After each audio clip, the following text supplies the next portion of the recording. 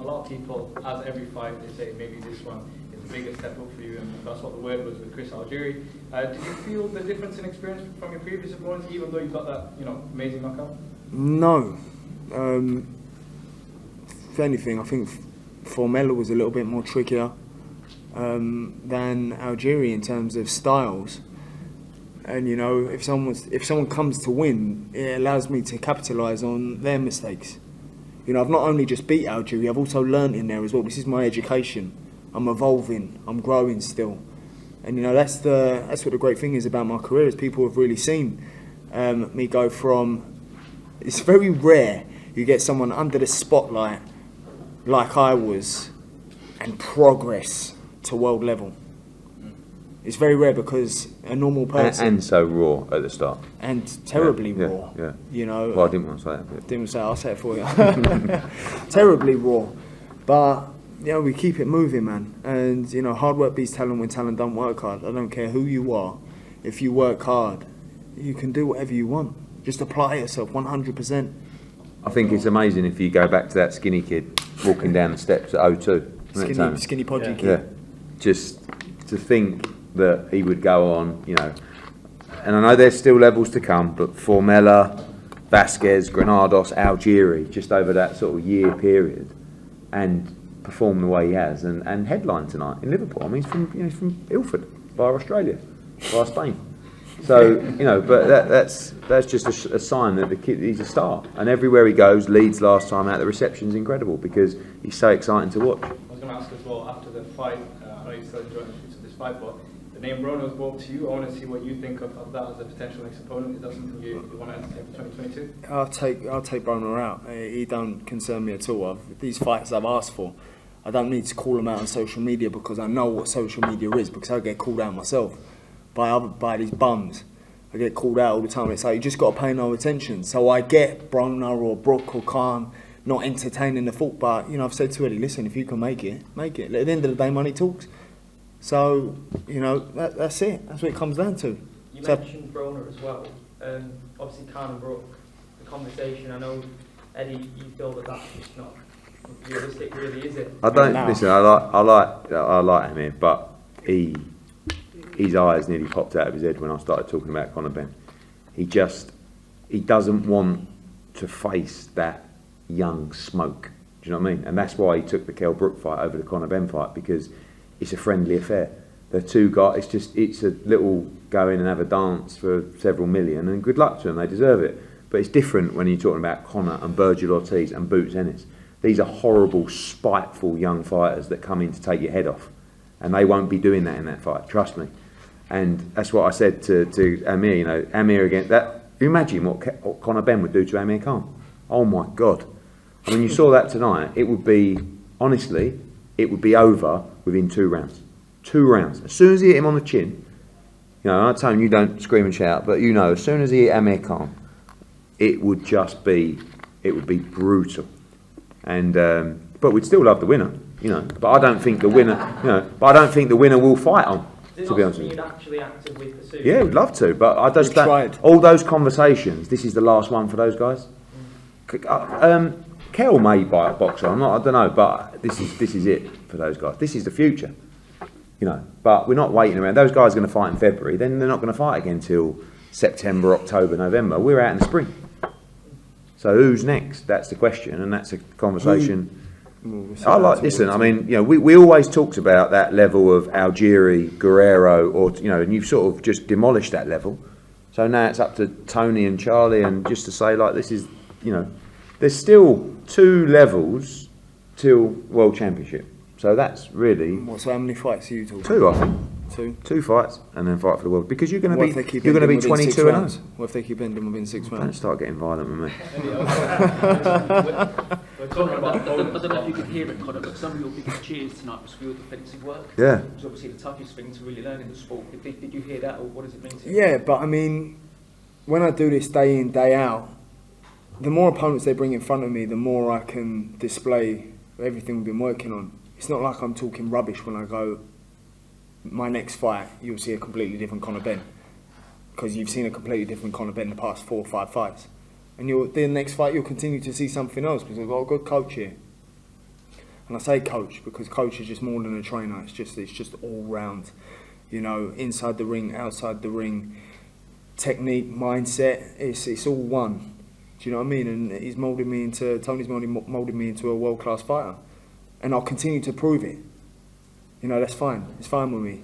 For those who want to keep down, I keep talking about it. That's because it bothered me when I really struggled when I was 19, 20, coming through, trying my hardest. You know, I just had to knuckle down and apply myself. And, you know, you'll continue to see a lot more. There's still a lot more to go. There's still a lot more to learn, a lot more to put on display. You locked down for you apart from my dad for a long time. What do you mean to box with him next year like that? We've had a great camp. It's been nothing but laughter and just memories being made. I mean, because obviously my dad's not here, is he? So, you know, having my dad here, it's like having my brother, a brother that I never had here. You know, it really is a blessing. And I messaged my dad while I was in the hotel saying, thank you so much just for opening these doors. Because I wouldn't be where I am if it wasn't for you. Yeah, I train hard. Yeah, I do everything I possibly can. But he's paved the way for me. So, you know, I'll always be grateful and show gratitude to my dad for that. If the next fight is a big international opponent like Broner, are you guys going to do your best to make sure that fight's staged over here in the UK? Yeah, Conor's boxed in America before, and he definitely box in America again. But he's a star. Like, you know, if you look at the stars of British boxing, I know you got AJ, you got Fury, but he's right up there. So really, we want to make sure. You know, we got that period of Frotch and, you know, Groves, and see old big Tony down there, all that. And now you look at who are the guys that can fill arenas, and that's Conor Benn. You know, good crowds. We only had 4 weeks to sell this show, 4 weeks on sale, and we had just under 7,000 in there tonight.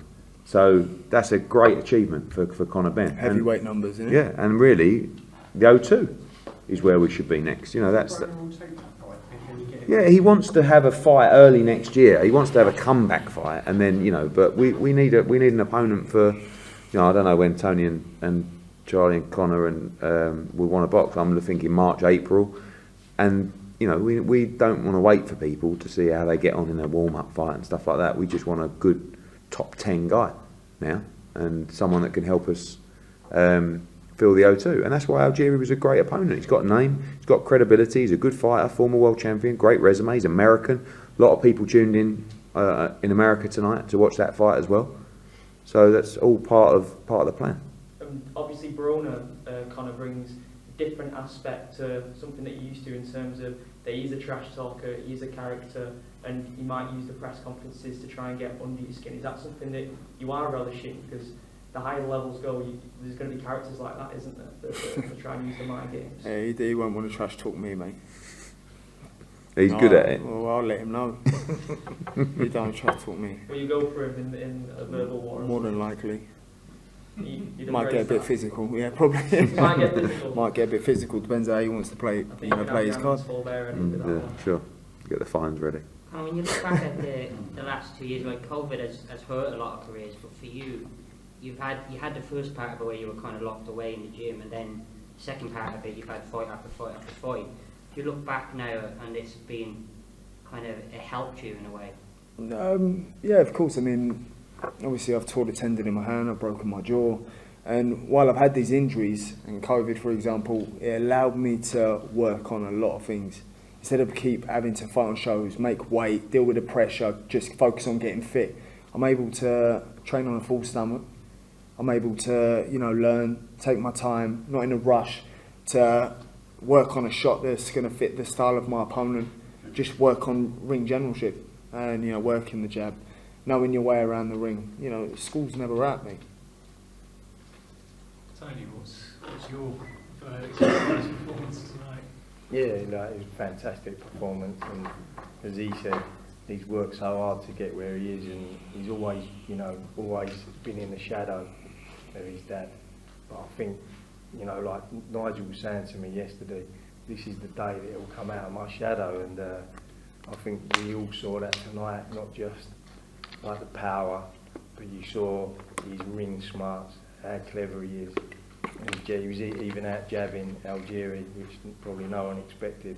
So, you know, the hard work that he put in over the last 5 or 6 years, you know, seeing you know, what's come to now. He's a world level, top level fighter, you know, and on his way to becoming a world champion. Conor must have been nice for you. The regular Nigel said that, look, he's not my shadow anymore. Well, he never was. Yeah, well, I'll always be my dad's shadow, and I don't mind that at all, not in the slightest.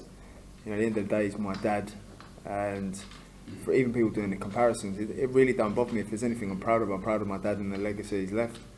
Why would I get the ump when people say you're in your dad's shadow? Why would that bother me? It don't, and never has. What bothers me is when people say you are where you are because of your dad, because that's not the case.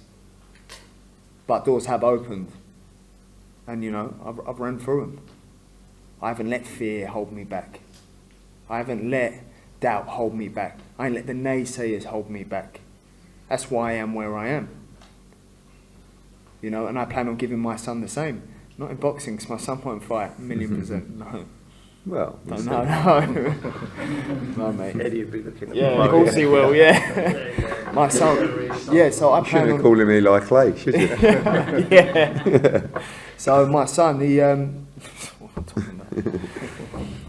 I plan on giving my son the same life my dad gave me, give my son the same opportunities. And for those who are envious or jealous of that, you know, they're just that way because they couldn't give it to their kids. Or they didn't get it. You know, my son's going to have a blessed life, and I'm going to work extremely hard to make sure that the same doors that have opened for me have opened for him. And, you know, I'll make sure that he applies himself. Ain't nothing handed out to me. My dad used to give me £50 a week. I used to have to buy home brand pastas with cheddar cheese and home brand ketchup and have that for a week because my dad wanted me to understand the value of money. You know, when I lived in Manchester Hyde, I was sent from Sydney, Australia. Yeah, big change. So, you know, I'll teach my son the same values and same qualities, and you know that's why I am where I am, because I work extremely hard. I work like I come from nothing. I work like I didn't go to private school. You know, I fight like that. You'd never think so, would you? You ain't got to come from the ends to be a great fighter. You ain't got to come from the baddest ghettos. You know, it's all comes from within it.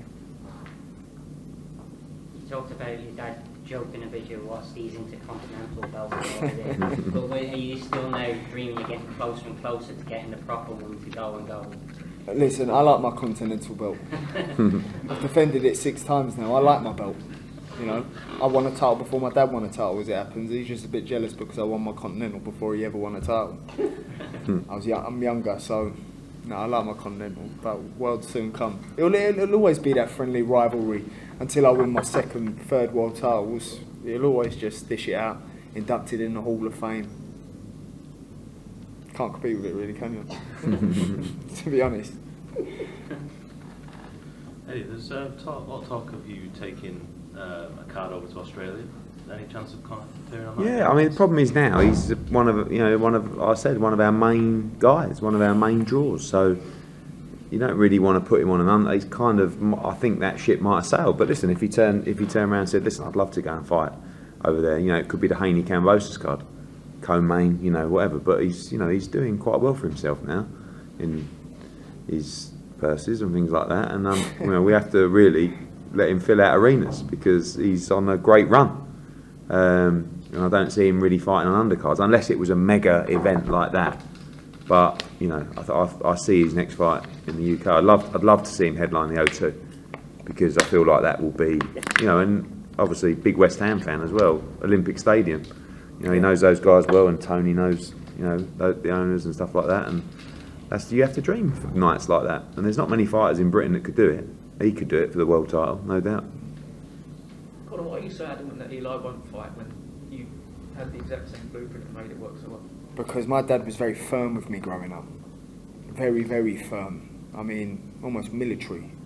So there was no compassion, there was no like affection, which is fine. It's made me who I am now, and you know, I thank him for it. My son, on the other approach, I'd rather my son be soft, not difficult.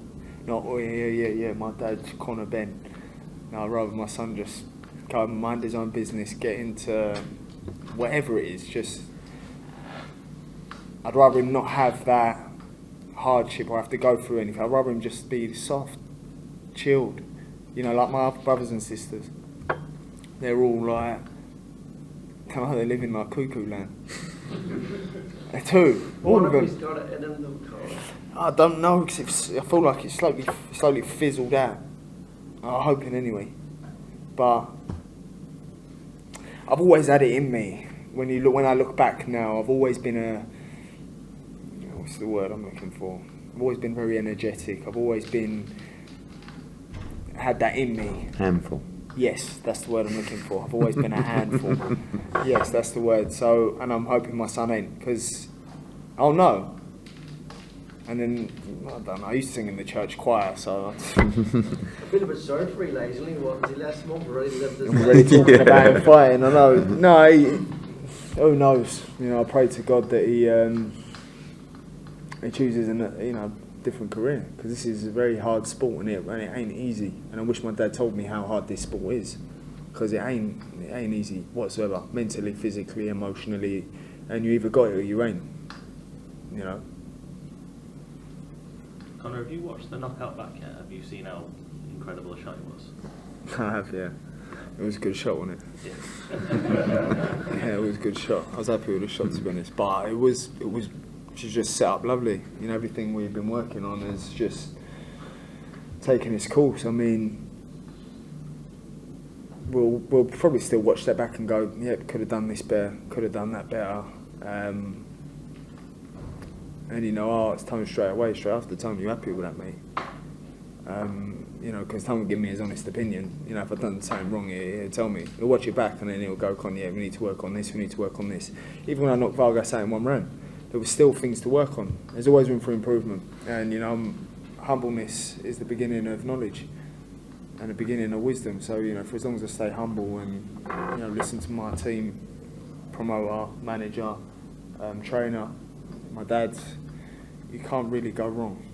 At the end of the day, it's not just me, it's my whole team that make me able to do what I do in terms of promotion, in terms of management, in terms of Tony coaching me. It's an all-round package that allows me to be the best version of me possible come fight night, physically and mentally.